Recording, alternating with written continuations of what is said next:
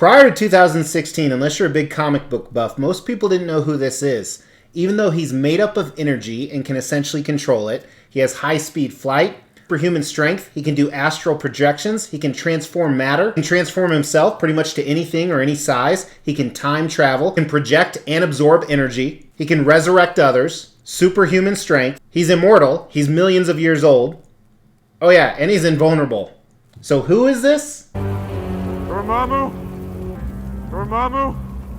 Dormammu! Dormammu! Dormammu! Dormammu! I've come to bargain. To give back to you guys, the Extreme Channel is giving away this giant Goro statue from PCS for our 20,000 sub giveaway.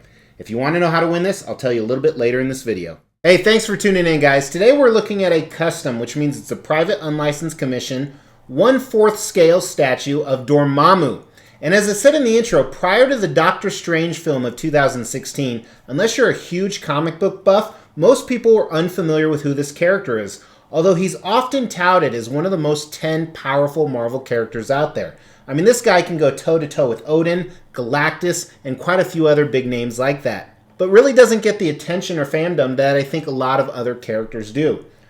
So today we're going to look at Dormammu, and this is just a crazy, crazy piece. It's incredibly rare. They've only made 30 of these, and we're going to do an in-depth review of this piece, talk a little bit more about the character, but if you're really interested in the character, he has a ton of history, including the fact that him and his brother killed his parents and were banished to a place called Dark Dimension, which really wasn't that bad, but they kind of rule it. They can banish anybody that tries to come in there, but usually he doesn't want to because he wants to fight him toe-to-toe. And there is tons of history of how he learned sorcery, and that's kind of his primary power. Like I said in the intro, he's actually made up of energy, and he's a common foe to a ton of Marvel characters, not just Doctor Strange. But he's also unbeatable. I purchased him a long time ago when I was doing my Avengers theme, and a lot of times with these statues, especially customs, you pre-order it, and then it takes a year or two for it to come out.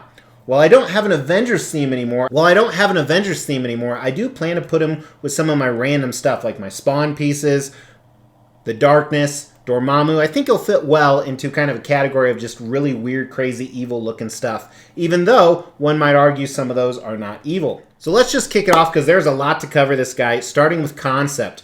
Now, I'm no expert on Dormammu or even his comic. I remember him growing up, and kind of the memory of him faded away until Doctor Strange came out, and unfortunately, I don't think they showcased the character that well. So if I'm not 100% accurate on some of my facts, go cry to your mom. I'm sure she's upstairs making your dinner. Starting at the base here, now this is a pretty cool base, and what they tried to do with this piece is really show off his magical powers and the fact that he's made of energy.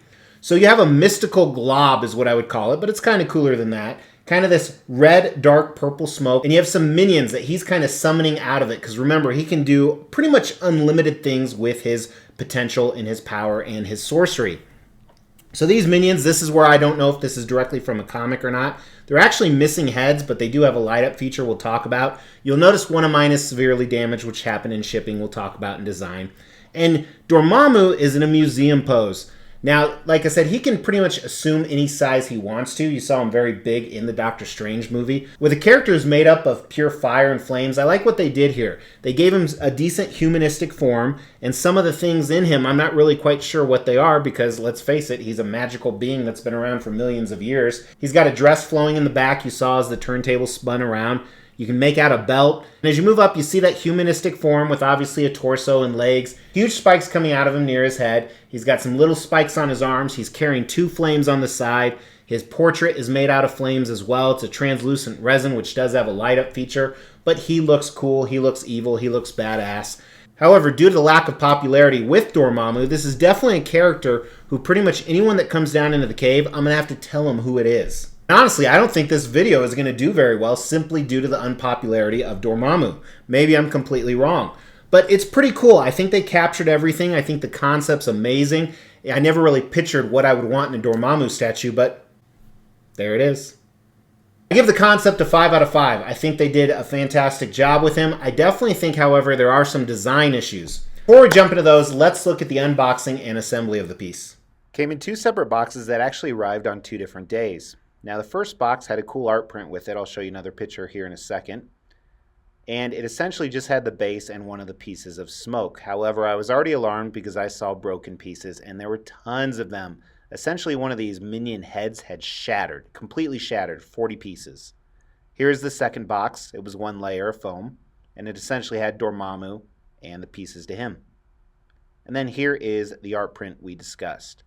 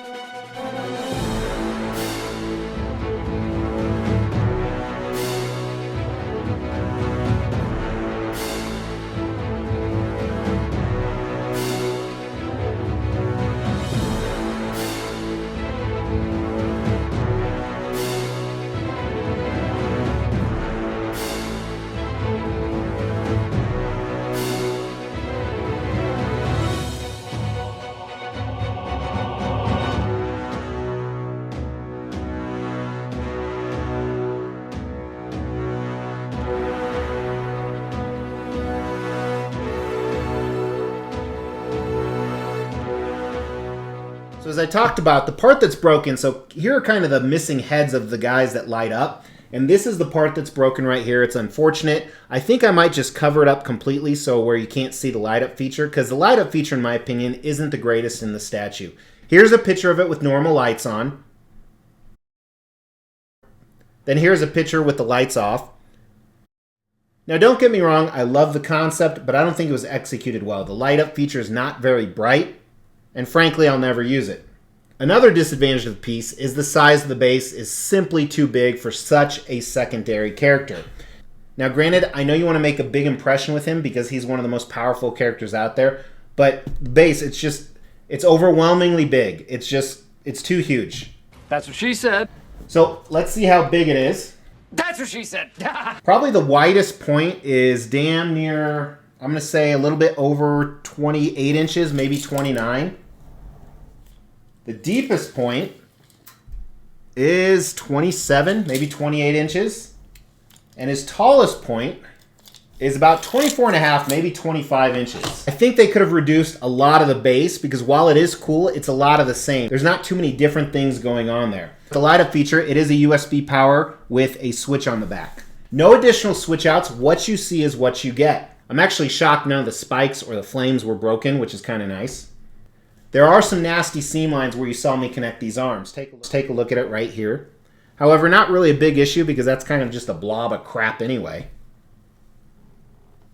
The cape in the back here is incredibly lightweight, which is nice. You don't have to worry about any leaning issues. I think the design, at best, it's a 3 out of 5. No switch outs. I had broken pieces. The light up feature isn't the best. The base is too big.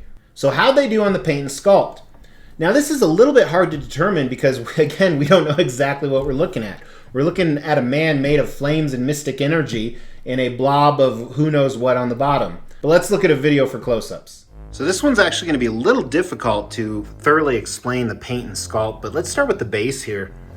Now this is some type of, as I said, magical, mystical energy effect that they tried to do with a mix between smoke and that energy, and I think they did a good job. If you view it as smoke coming out from the base, I really like the sculpt of it.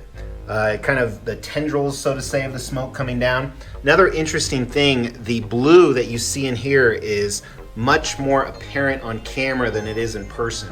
So this is definitely a piece that works really well underneath a lot of lighting because I have all those spotlights on it. But it works well how it's kind of billowing up, reminds you of that smoke cloud effect. However, it's not a translucent. So the paint on the outside, which is a mix of a purple, black, and blue, really covers everything up. And a lot of similar stuff can be said about the minions or whatever you want to call these guys on the bottom.